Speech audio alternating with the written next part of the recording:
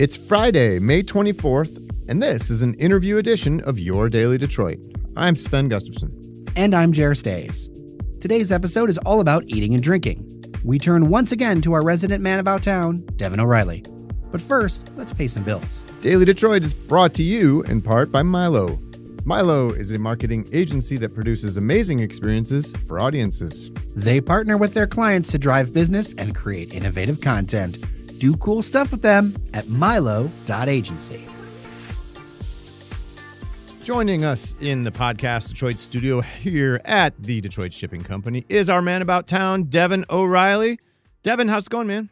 Sven, it's good to be here. Spring has arrived, finally, and kind of. Yeah, well, as we say this, I'm looking out the window and it's like mid-50s and rainy and yucky. And it'll be 70 by the end of the day, and maybe sunny. I know, it's weird, right? Welcome to Michigan. You're looking good, man. You got you're in linen slacks and a nice kind of no linen. shoe, yeah, no sock season. He kind of really? looks like he raided John Legend's wardrobe. I'll take that. So we brought you in to kind of give us the roundabout. You're our man about town, so that Jer and I don't have to go out, because we're afraid of being seen in public and doing fun things. I've contractually given my liver a break, so I only go out drinking about a couple times a week now. I keep the blinds drawn and I stay on the couch, But anyway, you go out. Yeah. You've had a whole bunch of places, and it's been a while since we had you on. So Yeah, absolutely. Good to be here. It's been a while. We hit that January, February, March lull for new things that are opening. I think smartly, a lot of restaurateurs and hospitality groups wait until a nicer weather in Detroit to kind of unveil their new offering. So yeah, it's an exciting time of year. Back when I worked in restaurants, January, especially in February, even were just doldrums periods, like terrible for business. You didn't make any money. Yeah, everyone just goes and hibernates. It's fine. All right, let's. We got a bunch of places to hit here on our list. Let's start by taking a little trip down to Southwest Detroit. A new place that recently opened about a month ago, I think. Peso, which is a tequila bar brought to you by the same team. They were winners of a grant from Hatch Detroit for a similar tequila bar, Mexican food concept in Corktown on Michigan Avenue. This is kind of like, they've described it as like their second project that they actually just got to first, and it's in the old Huron Room / Fist of Curry location. Yeah, exactly. So, for those of you who are looking at a picture at that R Detroit space, it was R Detroit, it was Huron Room, and then it became Fist of Curry. All of that's now closed. These two places are, this place is open along with a sister location we'll talk about. They're fantastic new additions. You mentioned that the team, Green Dot Stables fame. They worked on that. They got a great GM, Eddie Vargas, who worked at Vertical and El Barzone, favorites of, I think, all of ours here. Yeah. And so it's got a real pedigree behind it. Again, I think what people will like is the fact that, especially in this new Detroit era of fancy restaurants and weird hipster, all sorts of things, culinary, this is a really approachable, just chill spot. I mean, yeah. It's really good stuff, but it's not anything that you'll be unfamiliar with. It's burritos, tortas, Mexican plates, but everything really fresh and really good, not too expensive. So, everything's, between $8 and $14, $15 for entrees and sides. They've got a huge margarita menu. Yeah, it's for what we're talking about now with the new restaurants that are opening in Detroit, this is incredibly reasonable, but they don't sacrifice any quality. Yeah, I follow them on, I haven't been there yet. I've been trying to get, people when we're going out to go down there, and nobody's bit yet, but I'll make it there soon. But I do follow them on Instagram, and they fill their Instagram feed with some absolutely gorgeous looking cocktails. Yeah, they're very cocktail forward, and they do a great margarita program. There's tons of margaritas. I would venture to guess somewhere between 15 or so different choices just for margaritas. And then they have I got a Paloma last time, which was mezcal and grapefruit. It was really, really good. Smoky and as someone who likes more of the brown liquor, it's got the smokiness of a scotch. So. Yeah, I love a good mezcal. Yeah, mezcal is. I was saying that the other day. A friend of mine had a mezcal based cocktail, and I said, it's like a combination. It's like a cross between tequila and a smoky and a scotch. Single malt. Yeah, exactly. Which is fantastic. It's a nice go between. But again, for those people who kind of who like the dark smoky scotches. Food's good there too, though. The food is fantastic. Again, that's great. They're doing everything really fresh and really good. It's all kind of familiar food, but just done really well. So like last time, I think the dish I had, and the name I would probably butcher if I tried, but it was essentially kind of a shrimp burrito with avocado and cilantro and grilled shrimp. And then I got kind of a side of the Mexican sweet corn, the elote, but it was in like a bowl form, so it was off the cob and mixed in with some like fresh crema and cheese. It was amazing. Yeah, that sounds amazing. I've been trying to get my brother interested in that. You're talking about burritos. He just moved back to Detroit from the Bay Area in California. And he's really missing like those mission style burritos, that you get in San Francisco and stuff. Yeah. Because, I tell him all the time, there's great Mexican food here in Detroit, but it's not really a burrito town. It's more tacos and other things as well. But, it's best represented by things like tacos. And I pointed out to him, we've got, this place is advertising California style burritos. For sure. Attention. And I think they deliver. And you're right about that. Having been to California many times, it's different. They're a lot of their kind of food there is built around the burrito, where here you don't get that as much at some of the other restaurants. But no, so that's the cool thing is any of the dishes that they have, you can get as a torta, so as a sandwich. You can get it as a burrito, or you can just get it as a plate with rice and beans. Yep. All right, let's stay in the same building. You mentioned Our Vodka, it was called, right? Yeah. Our Detroit, but it was Our Detroit. It was a vodka distillery. Went out of business and is now home to a bar called Bagley Central. Yeah, so a little mysterious. I don't think there had been a lot on this. I mean, I saw a couple articles, but when I was at Peso, I kind of was reminded that there was a bar next door because they have a sign hanging out that just says bar, but it doesn't say what it is. So and they're connected by a hallway. They're connected by a hallway. Yeah. So also going to the restroom at Peso, you'll be intrigued by looking at the door across the way and seeing a beautifully designed bar in there. So it's got a really cool, intimate vibe. It reminded me. It's got a little bit of an Art Deco, but also kind of a little bit kind of casual, intentional, divey bar to it, which I think goes to what it's looking to be. It was kind of touted as like a punk rock bar, wasn't it? Yeah, a little bit. And so fair warning, I didn't go late at night, so I didn't get to experience like the midnight or so vibe. But it had a lot of neighborhood locals in it, a lot of people who seemingly knew each other and we're talking, but everybody there was really friendly.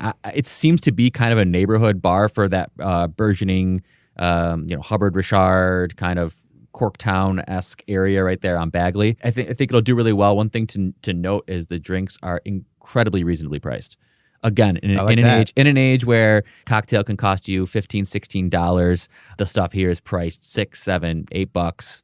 So very reasonable in terms of their cocktail menu, which is always welcome. Yeah. And the bar again is designed really well. It just looks really cool inside. Nice. Very cool.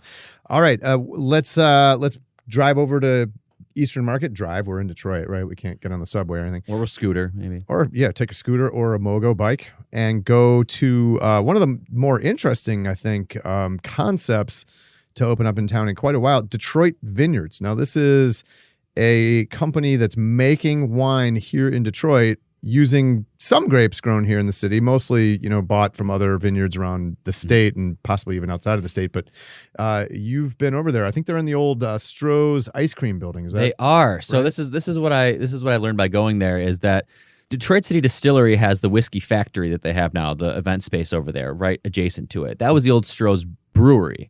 So now in the old Stroh's brewery, they're making whiskey. And the old Stroh's ice cream factory, they're making wine. So that's kind of a cool thing to remember about that. That is cool. So they've actually left all of the large mechanism and piping from the ice cream factory intact.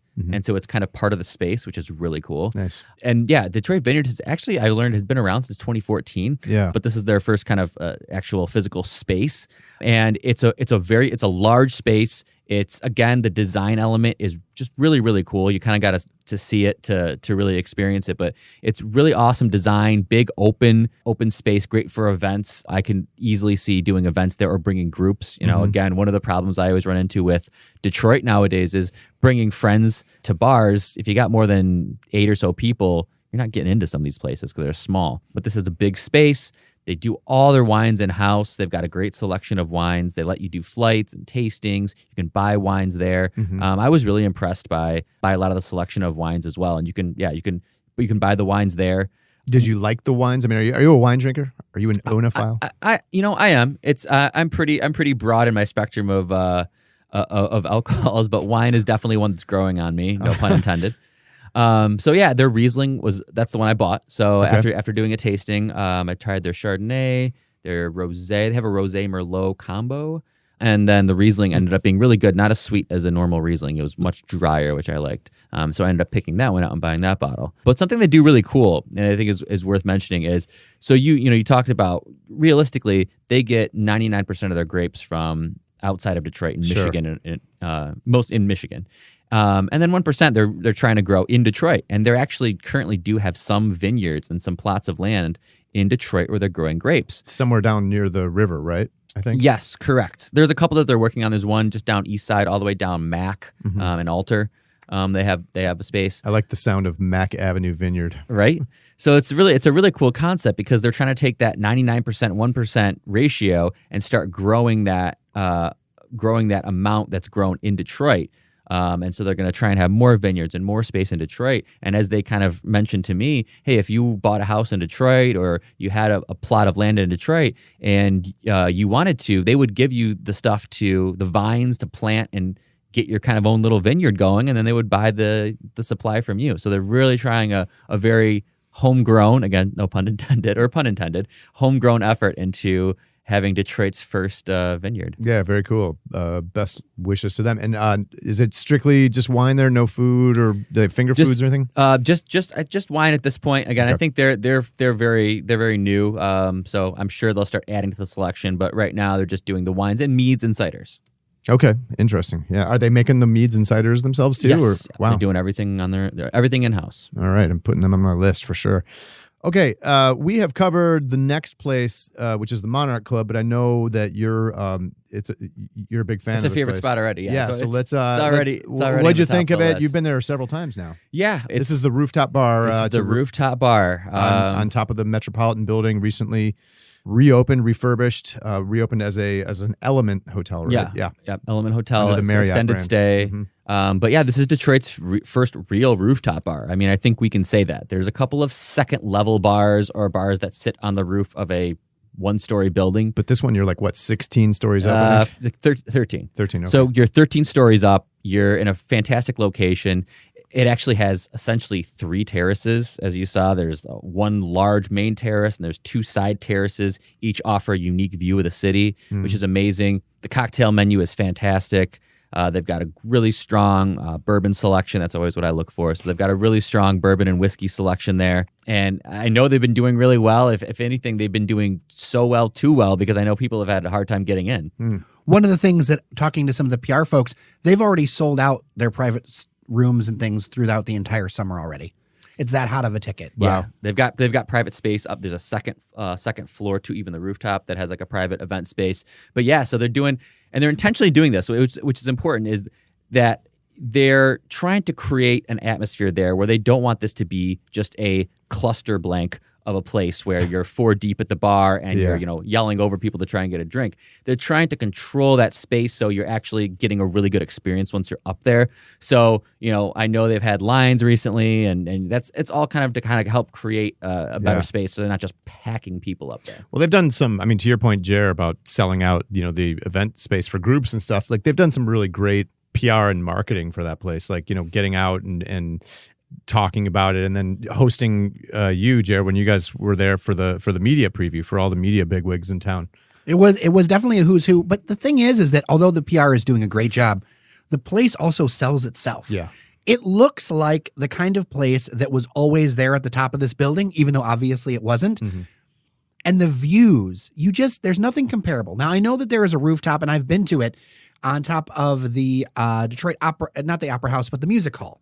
But that doesn't have the same vibe. It's much more of like packed 10 deep, loud music. Yeah. This is something straight out of New York or Chicago. These views are amazing. The service, although, yes, it was a preview night, but you've been going other nights, and the service has been consistently good. Yeah, I've always had I've had a good experience with service up there. They've got the bar, then they've got the outdoor. You can get kind of service there, so that's been great. Instagrammable. We've talked before on this show about creating Instagrammable places. That whole place is an Instagrammable moment. Very important. When we were up there, it was just person after person just doing shot after shot because there were so many views. You've got those three terraces. That tower is a sleeper.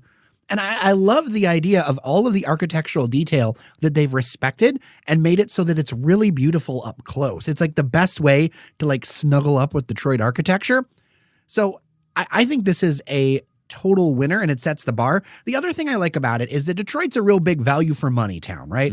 And the cocktails there, they're not cheap, but they're not crazy.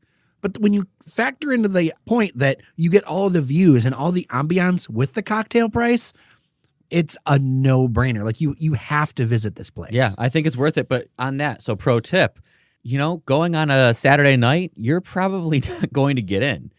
So having said all these great things about it, go on a weeknight, like after work. Go on a weeknight. It opens at 4:00 on weekends. Just tempering expectations. I know some people have had problems. So my biggest thing would be don't expect to show up at 10 o'clock on a Friday or Saturday night and walk right in. It's not going to happen. I feel like that's a great place though to kick off your night. If you're talking about 4:00, what if you got either off of work early or started your drinking a little early? You've got that beautiful golden hour sunlight.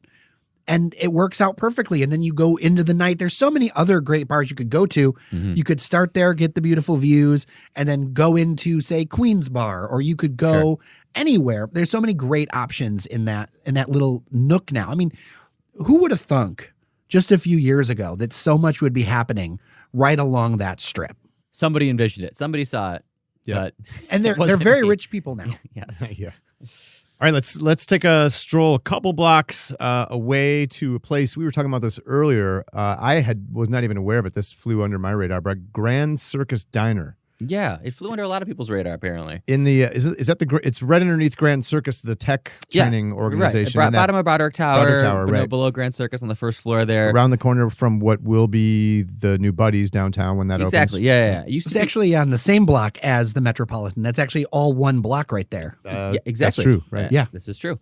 That one, to be honest, I just kind of came across it in my general wandering that I do in downtown Detroit. I came across this place, was struck by the bright lighting and incredible display of colors that were inside. I mean, it literally kind of screams out at you from the street. Well, it's like circus themed. It's circus themed, which again took me aback a little bit. Like the staff is dressed in kind of circusy red striping attire. It sounds like what?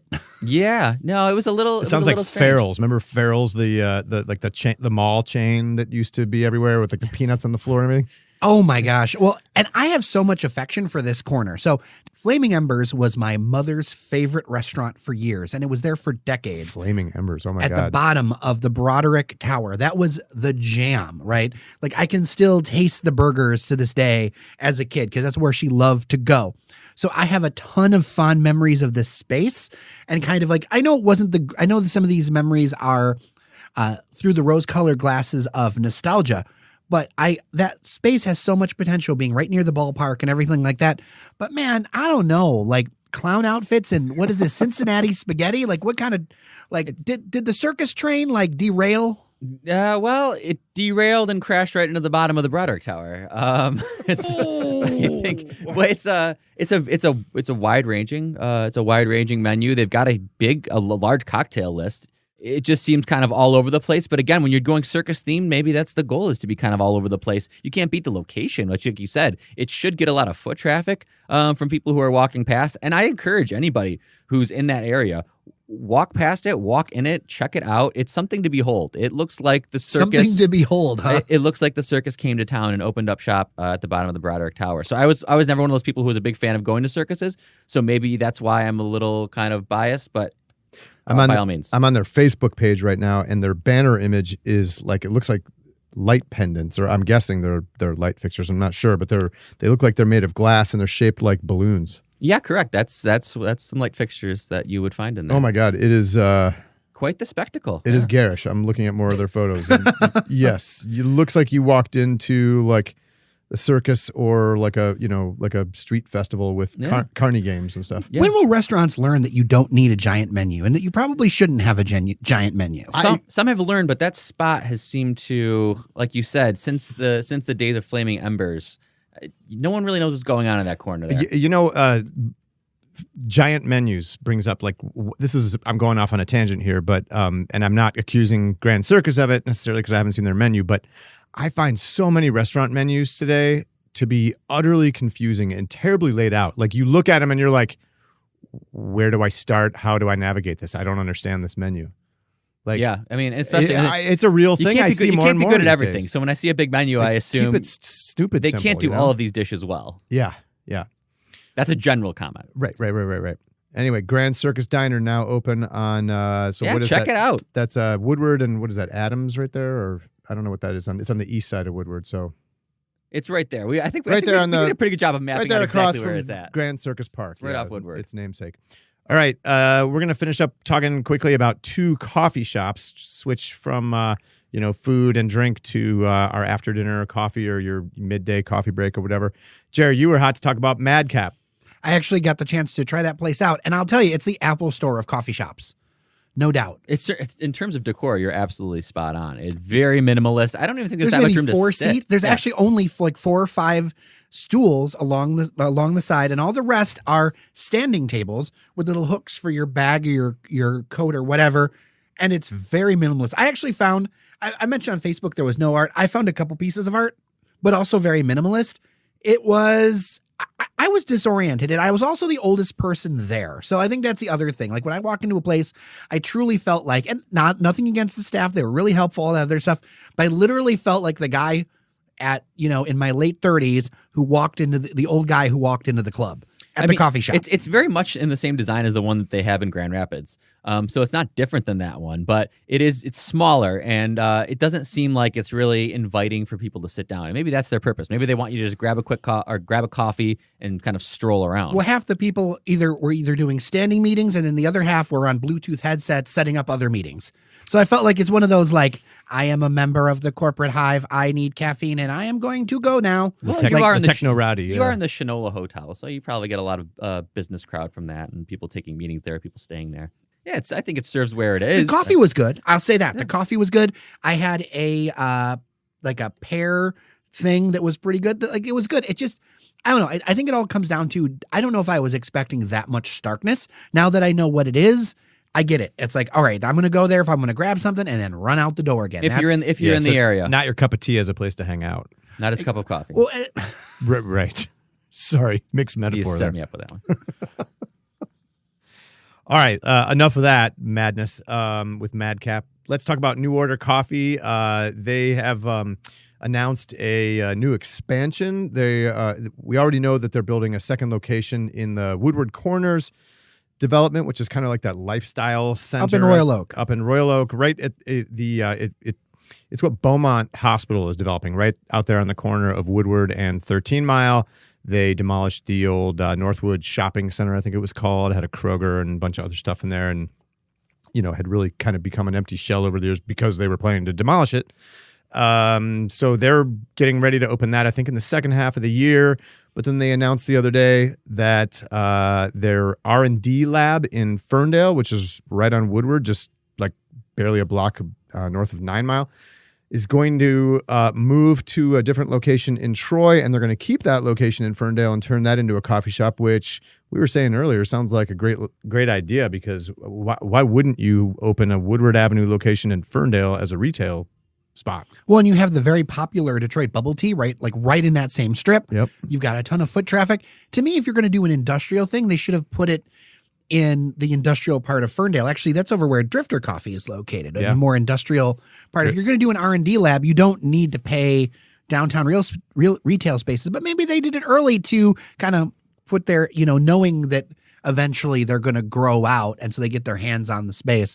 But I mean, New Order has a nice product. It is in this kind of like third wave of coffee shops to me, where things get kind of fancy. I mean, all these are experimental. I would even say. Yes, I would say New Order more than any of the other. Well, they coffee have an shops. R&D lab. That's what I was going to say. I'm excited to see what's going to come out of this R&D lab. I mean, they're famous here for the kind of cereal milk steep lattes that they have, which are really good. That sounds good. So who knows what they'll come up with now? Now that they're working full time with the R&D lab there, that'll be interesting. Yeah, absolutely. They're also apparently going to have a single serve kiosk, it sounds like, inside the entrance at Papa Joe's Gourmet Market up in Birmingham on Woodward. So they're slowly but surely taking over the planet here. So I've always wondered why they don't have items on their menu like Blue Monday or True Faith. Yeah. Being the New Order. Or open up an ice cream bar called Depeche a la Mode. That was your joke. That was your joke. That was Jer. I stole it. All right. Well, Devon, as always, it's good to catch up with you and learn what's good and what's hot and hot places to trot around town. Yeah, fantastic. And it's great to be here again in the nice weather, and I can just go back to wandering the streets now that the weather's nice. Hope you brought your umbrella. All right. I'll be fine. Thanks for stopping by, Devon. Good to see you again. Thanks.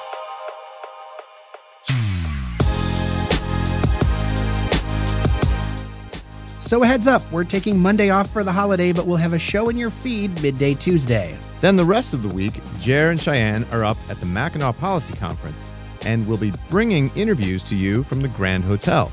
I'll be holding down the fort here in Detroit, eating all the pizza I can get my hands on. New York style, I'm sure. It's also time to thank the folks that volunteer to make this show possible with their time and talents. Cheyenne Noserini, Randy Walker, Nuri Gojai, Bob and David, Podcast Detroit, and of course, our sponsors and Patreon members. On behalf of everyone here at Daily Detroit, have a restful and enjoyable Memorial Day weekend. I'm Sven Gustafson. And I'm Jer Stays. Take care of each other, and we'll see you around Detroit. You're listening to the Podcast Detroit Network. Visit www.podcastdetroit.com for more information.